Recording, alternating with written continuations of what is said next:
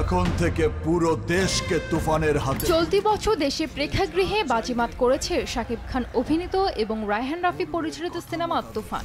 ভারত সহ বিভিন্ন দেশেও মুক্তি পেয়েছে সিনেমাটি। বাংলাদেশে মুক্তির পর সিনেমাটি পশ্চিমবঙ্গে প্রেক্ষাগৃহও মাতিয়েছিল। এবার জানা গেল ভারতের বিহারে মুক্তি পাচ্ছে তুফান।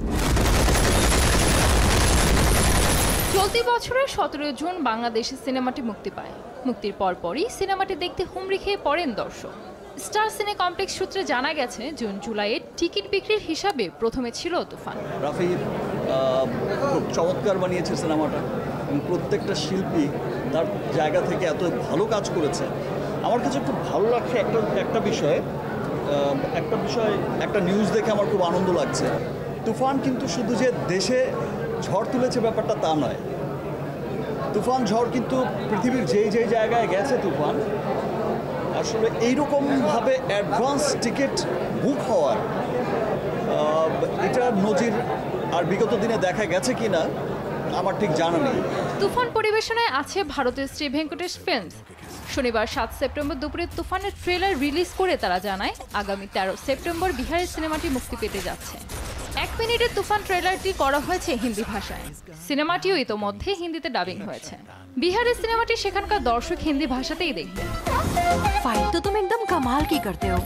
এছাড়া দেশের বাইরে যুক্তরাষ্ট্র, কানাডা, অস্ট্রেলিয়া, যুক্তরাজ্য, France, Belgium, Sweden, Germany, Netherland, Spain, Portugal, Abu Dhabi, Bahrain, Qatar, ওমানে প্রেক্ষাগৃহে সিনেমাটি মুক্তি পায়। আর গত 23 আগস্ট সিনেমাটি মুক্তি পায় মালয়েশিয়ায়। সিনেমার বেশ কয়েকটি গান শ্রোতাদের মধ্যে সাড়া ফেলেছিল। সেগুলোর মধ্যে উল্লেখযোগ্য লাগে উড়াধুরা ও দুষ্টু কোকিল। সজনী সজনী তোমার নাতাল হইয়া রাতের ঘুম গেল ইউরিয়া হাগ চাঁদ বদনী ঘুঙুর পায়ে দিয়া ঘুম দাও লাগাইয়া মনের ঠিকানা। এদিকে কয়েকদিন আগেই প্রযোজনা প্রতিষ্ঠান থেকে জানানো হয়, চলতি মাসেই দর্শকরা ওটিটি প্ল্যাটফর্মে তুফান দেখবেন। বাংলাদেশের জনপ্রিয় প্ল্যাটফর্ম চরকি এবং ভারতের হইচইতে দেখা যাবে সিনেমা। দুষ্টু কোকিল ডাকে রে কোনে পাশে বাজে রে। সিনেমাটি প্রযোজনা করেছে Alpha I Studios Limited. Digital partner Chorki এবং ইন্টারন্যাশনাল ডিস্ট্রিবিউটর হিসেবে আছে এসবিএ।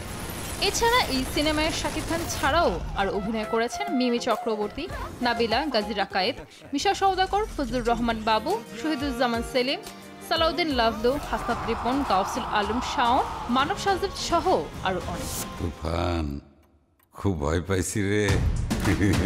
সানজিদ আক্তার, দেশ টিভি।